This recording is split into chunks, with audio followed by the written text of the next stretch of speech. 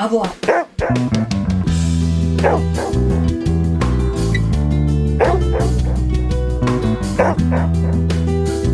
Here we are. We're back after a long hiatus. What is wrong with us? What's wrong with us? The people are waiting. I guess they are. I have got a couple messages. You can't hear me? Oh, you did? You can't hear me? I can. You can through your headphones? I can now, yeah. Okay. This is professional. All right. Welcome back to another episode of FPB Boston Talks. My name is Leah Lodato, and I am the host of the show. This is going to be the last iteration of FPB Boston Talks. We are in the process of figuring out how to continue the podcasting project, but we have quite a few changes happening in our business, which we will discuss after the questions. And we will discuss all of that stuff after we answer a few questions from our listeners. So don't be disappointed, but this is the last time you will ever hear me do this introduction. So welcome back to another episode of FPB Boston Talks. My name is Leah Lodato, and I am the host of the show. Today, I am joined by my spouse, Lori. Hello. And we're going to answer a couple of questions from, I want to say our listeners, but there are two questions coming in from people that I would consider to be very friendly acquaintances. If you're brand new to the podcast, thank you so much for your listening ear. Historically, this show has interviewed local Boston area dog handling professionals. I have sat down with a number of different people and we have discussed our lives, dogs, and careers. It's been a really enriching experience. I've had the great pleasure of meeting some super talented people over the years. This is the 7-year anniversary of the show. I started in July of 2019. My very first episode was with Lori. Surprise. Surprise. And 7 years later, here we are. So when I'm not sitting with somebody that I don't know so well, Lori and I will do deep dives on specific dog training and handling topics. This show is geared towards our clients and people that we know personally. If you don't know us personally, but you still find what we have to say interesting, entertaining, engaging, etc., thank you so much. If you would be so kind, please feel free to like, subscribe, and then share the podcast with your friends so more people can listen to it. And once again, be on the lookout for like a reboot of the podcast once we get our lives together. So that's what's up. We're going to answer a couple of questions, talk about what we have going on personally, and that'll be that. That'll be that. But we'll be back. Yeah, we'll be back. With a more realistic schedule, perhaps. Mm-hmm. Like every other. Yeah, something. On the Friday? Something. We'll talk about that later. All right. Once again, thank you, because it's been a few months, I believe, since we have released an episode. I don't think it's been that long. I did a little teaser and said, I put up on my Instagram stories, I said I would talk about nutrition and like adding food toppers to your dog's meal bowl. And thank you to everybody that signed up for a consult after I did that little teaser. And then lo and behold, I never released an episode. I wrote one and then it was like an hour and a half long. And I realized like, oh, I really wanted to make this little kind of cheat sheet resource for people. And guess what? It's a little bit more complicated than I thought. So I'm not going to talk about nutrition or food or anything like that. If you want to learn more, sign up for a consult. There you go. And you can sign up for a consult by shooting me a message on Instagram, because my website very shortly is going to go by the wayside. So, and we'll be talking about that. Yeah, and we'll be talking about that in a minute. So hit me up in person. Hold on to your biscuits. Facebook, Instagram, email, Leah, Leah, F as in Frank, ERJULIAN @gmail.com. I will put my email in the show notes. Shoot me an email if you want to do a consult. We can connect and I can send you a form. We connect over Zoom if you do a nutrition consult. And it's been really fun helping people out, feeding their dogs whole foods. Good stuff. Okay, first question that came in. Won't say the name. Random thought of the week, but I'd be interested in hearing you guys talk about something that my clients have been doing lately that's been bugging me. It's that they move the goalpost all the time. For example, I had a client that, quote, just wanted to be able to walk her dog, and we did exactly that. And on the last lesson of the package, the dog was walking beautifully, and she just kept commenting on how the dog was doing good because we didn't see any dogs, and it was so irritating because I did what she asked me to do, and suddenly she wasn't happy about it. Laurie, take it away. Okay. This happens to everybody. Yeah. Yes, it does. It happens to every trainer. The dog is doing so good. Every trainer in the universe just said, yep, into their, they're nodding their head in their car. They're saying, that's right. Praise the Lord. Yep. Amen. You think you're doing good. You're doing well. You're walking. You go to busy places, and all of a sudden, the neighborhood that had squirrels, rabbits, dogs, people, all of them are gone. Town. They're all gone. All of a sudden, everything is gone. You look for birds. You start to look for things. You start to think to yourself, this class it's not working because there's nothing. Where's all the things? Well, we haven't seen a rabbit yet. Well, we haven't seen a car yet. Well, we haven't seen this yet. You go to the pond. I've had Leah creep out of bushes during a class. I know. We did one recently where I was like, okay, I'll sneak around the house, down the driveway. Through the neighborhood, and I'll pop out. And the dog didn't react. And it was because it was Leah, or it was because it was Raven, or because it was Buddha, or because it was I don't know. There's always an excuse There's that always the client something. has to why their dog is not reacting. I shouldn't say not reacting, but why their dog is not acting as they usually are when they are on a walk without the trainer, without the context of the class. Take it away. Why? Because when that dog knows that we are around, us, the trainer, their homies that have been helping their mother walk them, the parents are different. They're prepared. They are offering a consequence for every action, whether it's good or bad. They are focused on their dog. They are on way more than when the dog is alone with their parent and they know that we aren't there. Mm-hmm. You know, it's contextual, people. How many times have we been in a class with a dog reactive dog and the dog mom is like, oh, my walks with you guys go so well because I know that if anything happens, you have my back. And so there's no worry in that mom when she's holding the leash. There's no tension. There's no anything. And the mom is in the zone with the dog. When they're alone, they're not with us, the whole scene changes. The leash is tight. The parent is worried. They're waiting for a rabbit to come out. They automatically feel failure in their heart when they see something coming by. They're like, oh my God, here comes a dog, here comes a dog, here comes a dog, every time. Yep. So that's what it is. So their goalpost will always move because they don't have us. Yeah. I mean, I like being there for my humans, and I like that they're more comfortable, but it's not you, man. I mean, it is us. It is us because, we have to prepare our clients for the real world, for sure. That's part of what we do as trainers. But what you said about just being on and ready is so crucial. When you're in a class, you have the right equipment on the dog. You have the right tools. You're in the right mindset. Okay, if this dog pops up, I'm going to correct the behavior. If the dog does something I like, I'm going to reward the behavior. And sometimes when people are home, they're just like, oh, I just got to let the dog out real quick. I'm not going to put the leash on. They look quick up and down the street. Nobody's coming. Okay, go pee real quick. And then a bunny runs across the road and the dog's at the neighbor's house. And they have their robe on and slippers. And it's like, okay, well, you have an 8 or 9 month old puppy. You can't do that. Lori and I were just talking earlier today because we're taking care of a 5-month-old puppy, and he has had a lot of reinforcement. Shepherd. Where the handler has been chasing him around. And it is infuriating.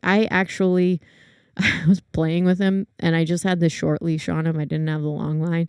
And he started to get into that zone, and I just got so frustrated. I just walked into the shed, and I shut the door, and I just screamed. Because I didn't know you did that. Because I was just so frustrated, because I know he's just had so many people do that. And the minute that he felt like he could play the chase me around the yard game, it was like game on. And I didn't have the long line on him because I was like, all right, we played with the long line this morning. Let me try with the short leash. And he wasn't ready. And when he has the long line on, his retrieve game is on point. He's really, really good. But it's like he knows because he's just had so much reinforcement. And I'm like, if he was my dog, would he be doing that? No. Is he my dog? No. Okay, so I have to use the right tools for this job, or I need to deal with the fact that I'm going to have to chase this freaking dog around the yard in order to get him back in the house. And I am not doing that. And it was extra funny, too, because I was in the shed and I opened the door and then he was standing outside the door. I know. Because he was like, hey, where'd you go? I know. Usually I run away and they chase you, but this dog's had a lot of experience with running for his blooming life. Yeah. And then that like hit on another thing, because parents are like, how long? I got a phone call from some parents yesterday, and the dad was playing with the dog, and this dog should be fetching. This dog should be getting that ball and bringing it back. And that doesn't happen. You know, you have to have 2 toys. You like work with the dog. Some dogs are very easy, and others short sessions, lots of excitement, a lot of running around. And let's face it, half of us are crippled, so we don't do those things that are fun for the dog and to teach them how to retrieve. It's freaking hard. If you don't have a retriever, it's hard to teach a dog how to retrieve if they don't naturally want to do it. You got to put your pom-poms and cheerleading skirt on and get out there. Oh, I always... It's not easy for us as adults because we suck. It's my first thought is I go and I put on my skirt. You know, and I... Hang on, I want to circle back to talking about the shepherd for just 1 second, because we were having this conversation and basically saying, you know, every time this dog gets out of the crate, we're in training mode. And then I'm looking at my own dog, Raven, and she's walking around the yard. She doesn't have any equipment on. I'm not asking her to do anything. She's trained. So 90% of the time that we spend together is not in this like, okay, I'm training her. But when she was a puppy... Like, yeah, every time she got out of the crate, she had a freaking leash on. Every time she went outside to, you know, we had to bring her outside right away to go to the bathroom when she was potty training. We do all these things that we're trying to help other people do when our dogs are puppies. And when our dogs are puppies, we're on all the time. Because so that we can avoid this later. We can avoid it all later, so that we can have a dog that's naked in our yard and we're not worried that we're going to crack the garage door open and the dog's gonna fly the coop on us and be on Missing Dogs Massachusetts. Okay, like we do all the training in the beginning so that we don't have to be as strict in the long run. But you know, to get back to the question that was asked, it's like, yeah, the goalpost can move when you have a nice solid foundation, and unfortunately it just takes a while. I know, and it's really hard. I mean,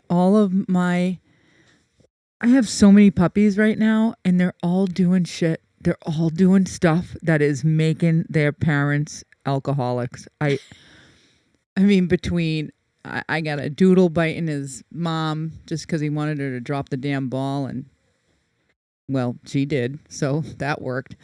I had another one guarding his vomit inside of the car, which awesome. What was my other one? It's just one thing after another.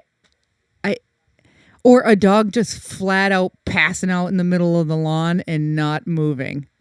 That's... Oh, yeah. I said, you know, if you want to know, maybe everyone's shaking their head. That's right. But there's so many things that are happening. The dog is just not on a good schedule, or the dog's been outside too long. And for the dog that keeps passing out in the middle of the lawn, I said, hey, why don't you keep that session really short? And keep the session short, bring a toy outside, have them play, have them go to the bathroom and bring them back in, and that worked just fine. So it's just one thing after another. And it just requires a lot of structure, and that's really hard for a family to do. And just like we're behind 5 months with the shepherd, one particular family is behind 6 months because they didn't have their hands on the dog. And yeah, it's trained, just not for their house. Yeah, and I feel like, to kind of answer the question a little bit, how do we deal with moving the goalpost? I think just making it clear from the beginning that we have to set realistic goals and things take time. The best example that I can think of is like teaching a puppy how to walk. Everybody that has like a high drive 4-month-old puppy is asking, when is this dog going to learn how to walk in a heel position on a leash around the neighborhood? And I'm like, hey, pump the brakes, you know, like the dog's it's going to take a while. And it's nice when you have a puppy because you can say, yeah, the dog's going to be 1 until you can take a 1.5 mile walk and expect them to walk on a loose leash, you know. And I think it's easier to make that clear when they're puppies. Might be a little bit more challenging when they're adults, but I think just basically saying from the beginning and then putting the distractions on some type of a schedule, I think is cool. Like if we have a really successful session, the next session I might say, we're going to add distractions and everything might go, might be a little bit more challenging, but we'll address it as it comes up. And maybe you're going to have to do another lesson if you're not comfortable. And just keeping the door open in that way. And not in a way of like, I want to make more money off of these people, but in a way of like, hey, I'm being realistic with you. And I think the tough part with loose leash walking is it's the hallmark of a trained dog, right? Yep. You see somebody out and they're walking that dog and it's a loose leash. You're like, those people have their shit together. That dog is trained. And, that's what it is. So we do have to spend time on that skill with our clients. Yeah. Some dogs are better at it than others. Yeah, and absolutely. I always try to get them into a shopping plaza in Horn Pond because if you can walk your dog there, you can walk them anywhere. I had a group class on Monday and I was like, guys, we're going to the pond. And I don't care if your dog is healing. I just want to know what you look like when I'm not around you, like what your leash handling looks like. I just care that the leash is loose, the dog is not bothered by other things and just moves along. And it was a really nice class. And I had excellent handlers there. And I just got to see little things here and there. Like one of our people, I love her to death. Her leash, like she was keeping this she was just keeping her hand kind of holding the leash. I go, stop doing that. Just let it go. Let's see what happens. And the dog was just moving along. So I try to put them in every circumstance and go to a really busy place. And there's no denying if you can get through there and do well, I know that your dog is walking well. And I give pep talks like a boss. I'm like, you're going to go home. You can do this. Everything's going to be great. There are going to be distractions. If you care about those distractions, your dog will too. So just keep your eyes on your dog and move along. So I hope that answers the question. I think that was pretty darn good. All right, let's move along here. We have another little inquiry here. Dun, dun, dun, dun, dun, Hello. Wondering if you have done an episode on how to decide between a rescue dog and a bred dog. I know you've mentioned counseling folks on that before and have talked about your experience adopting Ruben. I have a decent amount of experience with both sides of the dog world, but I'm having a really hard time deciding on where to get our next dog. Would love to hear you and Lori talk about it on the podcast. Well, first of all, the person asking this question has an extensive amount of experience with dogs, and I feel honored that you would even care to know our opinion about this. So thank you very much. And yeah, did you want to start off on that, Lori? I think, man, the Italians in the other room, I'm sorry. Yeah, They've been watching raging. Lindsey Graham's funeral all day. I know. So I don't know if it's over now. Depression Yeah, is, that my tells you God, what we're dealing with in here. go. But Jeez. Crackers. half the house is sad. The other half of the house is... Well, there you have it. Okay.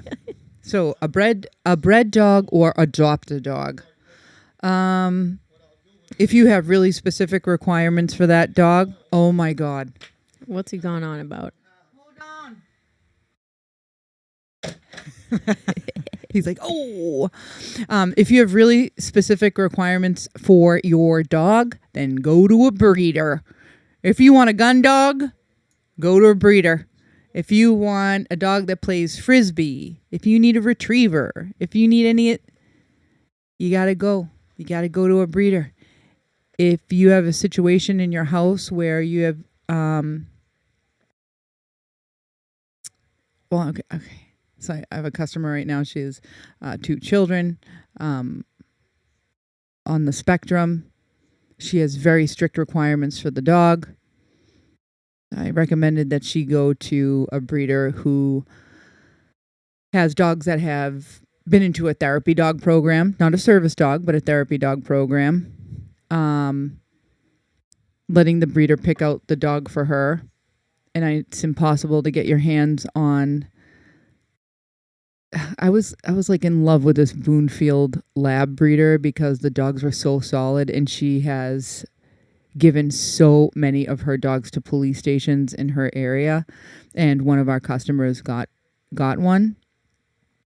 Now, is he like the most amazing, fast-moving dog in the whole world?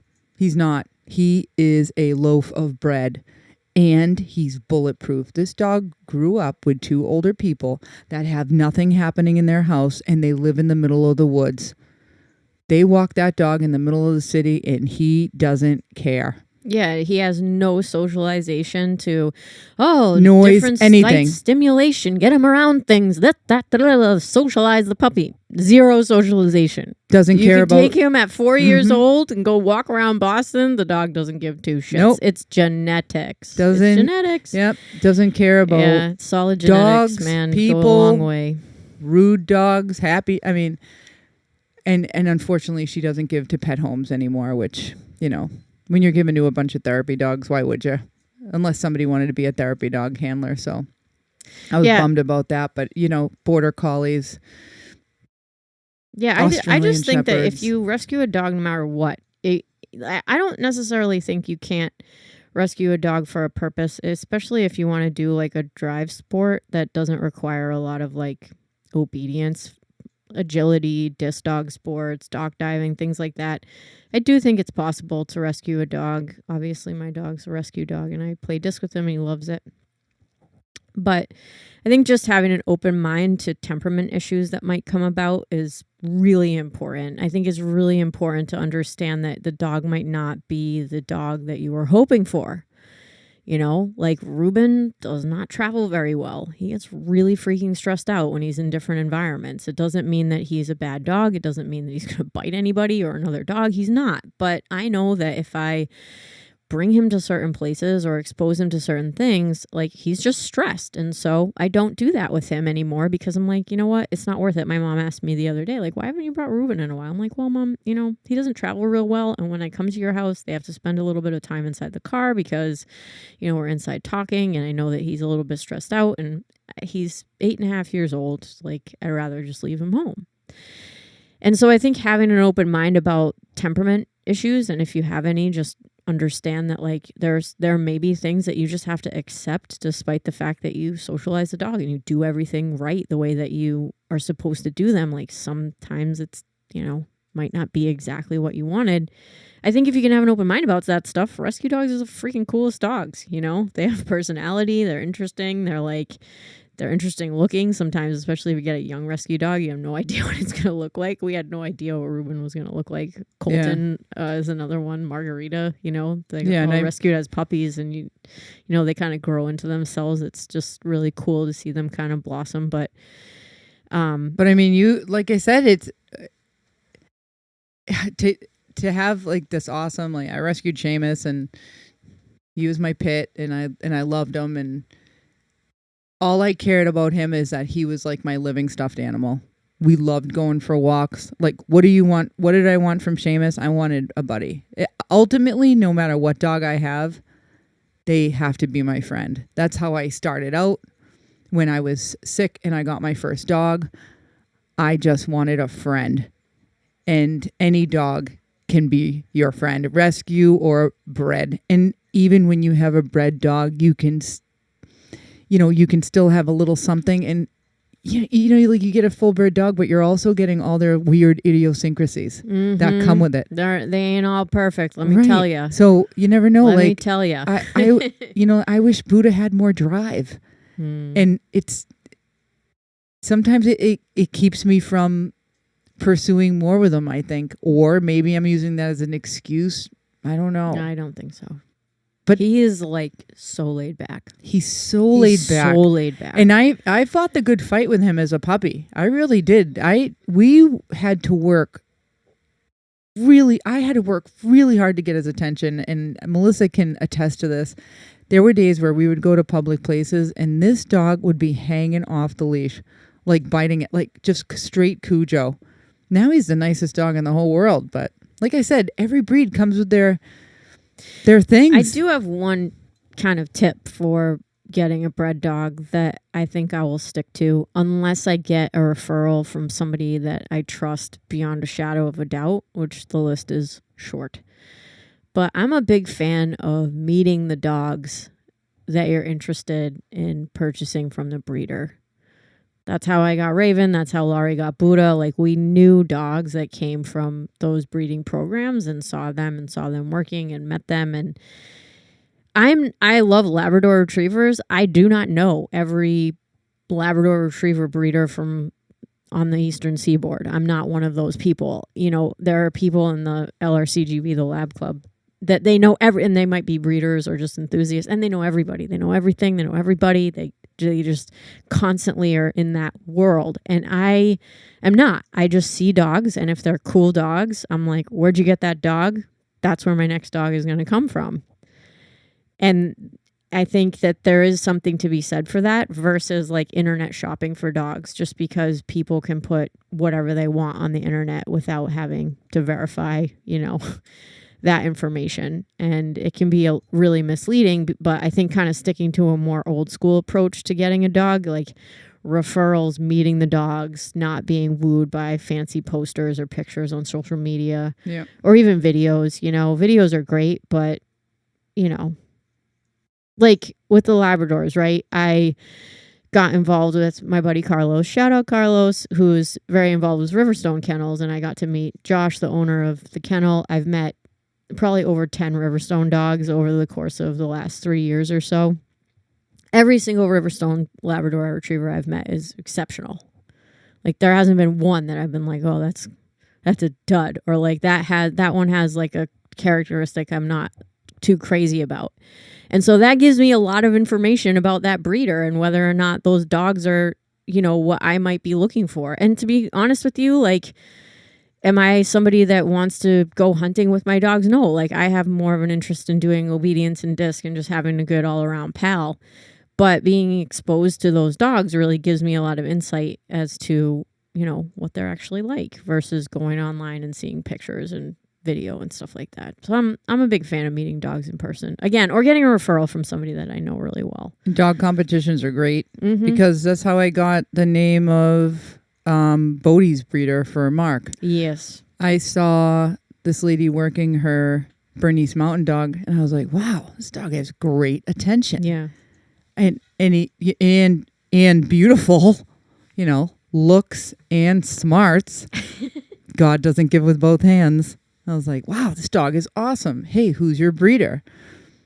This dog was so cool. I remember the lady sending Mark videos, and they were blow drying his hair as a 7-week-old puppy, and he's on his back, not given 2 cents. And to this day, when Bodie is on the grooming table with me, he just stands there and lets me blow dry him, brush him. Sometimes he'll hold a stuffed animal in his house, but I met him through the competition ring. And Allison Willette, who has her a litter on the ground. She's been on the podcast. Bella Domina Rottweilers. Yep.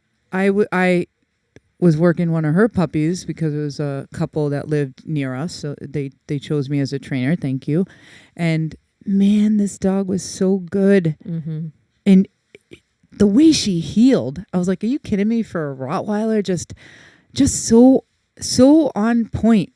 Like just a working dog from the very beginning. Man, I love that dog. And it's been nice to see her dogs grow. And now I'm happy because she referred me to somebody else who lives near us. So I'll get to work another one of the Rottweiler puppies from her most recent litter. And that's really exciting. So anyway, that if you're going for a bred dog, go all the way, know the people, meet the breeder, look at their social media, and just how they speak to you. And yeah, because if you're going all the way like that, just make sure you know, and explain your expectations for the dog as well. And as for a rescue, man, you can get some really nice rescues. And I recently, maybe like a year ago, I'd gone to Schultz Guest House, and man, I met this 2-year-old dog, and she was so great. And I was so mad she was there because I'm like, this dog's amazing. She could do anything. Her obedience is so good. And if you walk in there, you're looking at a 14-week-old puppy, and that dog's showing a pretty solid behavior, before the socialization period ends. And, swipe it up. They might be able to do everything. Like we see, I remember this 10-pound mutt kicking ass in the rally ring, knocking out these other dogs. Screw you, purebred dog. This little Chihuahua looking thing was kicking ass. She was awesome. So just keep your expectations realistic. And parents, if you have children who have special needs, please, you have to tell the breeder exactly what you want, exactly what your expectations are, and hope that they tell you the truth before they give you a dog. It's no matter what, if you get a dog and you put them in a puppy program, like a lot of breeders now are offering this additional training on their puppies, so you'll get them later on, maybe at like 6 or 7 months. That doesn't mean that dog knows how to live in your house. Amen. Woo. And if there's like amen. Yeah, and if there's like noise sensitivity issues in the household, you have to make sure that you have to tell the breeder this dog has to be quiet in a crate. Like, are these dogs screamers? And then even if they're going to go through that 6-month program, if the breeder knows that dog is not getting better, do not give that dog to those people. It's just don't do it. Don't do it. Yeah, okay, that's all I'll say about that. That's, I'd love to dig into that a little bit more. Just the concept of kind of board and training puppies and expectations, client expectations, breeder expectations, and there's a lot of money. And I mean, money involved. And I mean, this. you never see your puppy. They go right from the breeder to that trainer. Yeah. So it's not that you've had the puppy and then they're entering a puppy program. So I'm not shitting on any training methods. I'm just saying, I really think breeders should be so honest with the people buying their dogs. There's a million guys. They're all going to get your dogs. Just if you think that it's not going to be a good fit, you got to tell them. And no puppy is going to come to your house. No puppy is going to come to your house. That is easy. There's going to be something. There's going to be something. There are some great dogs that are just potatoes and they work out so well and blah, blah, blah, blah. You're going to have something. It might be the crate. It might be that the dog likes to eat everything on the ground or tear up pieces of grass. It might be that the dog barks. Guys, this is going to be something. You're not going to get a perfect dog, and you have to spend time with that dog. So if you give it, like you can give a time period, like, around 8 months, 7 months, 8 months, you'll really be able to relax with the dog. The bathroom training is going to get better. You don't have to worry about soiling. You're doing all the right things, blah, blah, blah, blah. If you don't get that dog until they're 6 months old, guess what? We're looking at like over a year now for that dog to acclimate to your house and your standards and what you want. Yeah. Ta-da! That's all. Yeah. I hope that definitely helped. And I think the person asking the question will know the right decision to make just based on gut feelings and experience and just having like a lot of knowledge. I do think that just being aware that, rescue dogs, the genetics are a big question mark, and bred dogs, like, they're not as much of a question mark, and just being understanding that the expectations might not be fulfilled it's important. It's really important. The most difficult thing for us as trainers is when we have someone come in with a rescue and the rescue's, maybe a little shy, nervy, not the Rock of Gibraltar with the genetics, and, the person basically wanted a service dog and they're trying to kind of bang a square peg into a round hole. That's really, really tough. So know what you need and make decisions based on that, I think, is a good motto. All right. So let's move on and talk a little bit about what we have going on, the plan for the podcast, so that we can end with you, the listener, having something to look forward to. Go for it. Well, since forever, I've always looked for places. When I first started dog training, like 10 years. Well, I've been training for 20 years, but 10 years ago is when I started my own business. I saw the date. Finally saw the date, 2016, March 7th or something like that. So this year I hit 10 years of having an official business. I remember looking at places. I couldn't find one. I was getting a little frustrated. Lee and I were getting frustrated with group classes and renting places or going to shopping plazas or worried about the weather or even just training dogs on the daily. We just needed a place. Mm-hmm. And I've always been afraid to like pull the trigger on that. And we had some things going on that were kind of pushing me to, it just seemed more attractive of an idea to get a place instead of staying in my little comfort zone, which I won't go into detail about anyway. So I was talking to one of my customers and he said, I have a warehouse unit that's available. And I didn't tell Leah. And I go, all right, because this has been my own battle for so long. I was like, I'll just walk through. And I saw the place. It was the first place he brought me. It had 2 units. And I'm like, the other one didn't even interest me. I'm like, no way. It has to be the first one. It's beautiful. It's a 2,100 square foot training area. There's 4 offices. There's a mezzanine level. And I started thinking about it. And I had finally mentioned to Leah, hey, I looked at this place. And because I'm a very like one step at a time person, and Leah's very supportive, and I know she'd be like, yes, no. And I was like, I needed to be calm, but I also needed somebody to be like, come on, you can do it. So Leah checked it out. Next thing you know, we're planning. That's I think I saw the place in January. Yeah, in January, and we did all the necessary paperwork and city council meetings and permitting. And right now we're just waiting for a building permit. We passed it in and now we wait for them until we can start fixing it up. Yeah, we got to make some adjustments. I mean, if it were up to me, we'd be like, all right, let's just go. It looks great. It's a room. But it needs a little bit of modifications for sure. So we're doing that, and we're not exactly sure when we're going to be opening, but hopefully maybe like late fall if everything goes well. But you never know. So we're still plugging away doing private lessons. I'm walking dogs.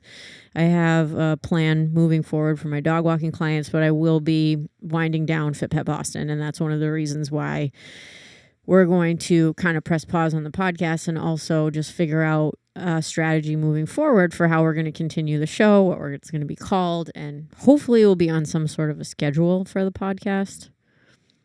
Yeah. And does anyone have a name? You should send that to Leah. Send us names. Instagram. What should we call the new one? Yeah. One of the things that I wanted to do was do something more on a schedule. Like even if because, okay, everybody starts these podcasting projects, but nobody ever thinks about what do I do? How do I end it? And so many of them just kind of fade into the distance and they just end and there's no announcement or anything like that. And I don't really want to do that, but I also want to be realistic about, what are the goals of the show? Is my goal to be a Diary of a CEO type of podcast where it's like the biggest podcast in the world and like have all the best dog trainers in the universe on the show? It's like, no. Like our goal is to connect with people that we train with regularly and provide resources for our clients and to be entertaining at the same time. You guys think that we're fun to listen to and we want to kind of keep that up. But I think realistically, once a month or maybe even twice a month is a schedule that we can handle, and we can't really do more just because our lives are so busy and this podcasting project isn't our job. So figuring out what schedule works for us. And then I would also really like to do video because that's how we engage. We just engage more people if we do a live and it's Lori and I and we're just talking, even if it's just the 2 of us. And I probably won't do any more remote episodes where like I lug all the equipment to your place and we sit down and talk. It'll just be, we'll have more of a video element to the show now that I know Lori's up for that. And if somebody wants to come on down to the place, sit with us for an episode. But I won't do any more like, going to see you with my bags and bags of stuff, which I really enjoyed because having those audio only episodes, you guys, like people are so much more comfortable. I can say this from the bottom of my heart. I never had a bad interview with anybody. And once we got going at the end, most of the people that sat for an interview were like, that was really fun, or that wasn't that bad, or I'm really happy with that. It's been really nice to just have such a positive experience. And I think a big reason for that is because it's casual and there is no video. And once we get going, it all makes sense. But I just don't have the time anymore to travel like that. And again, the podcast is something that we do for fun. So if somebody wants to be on the show, you can come on down.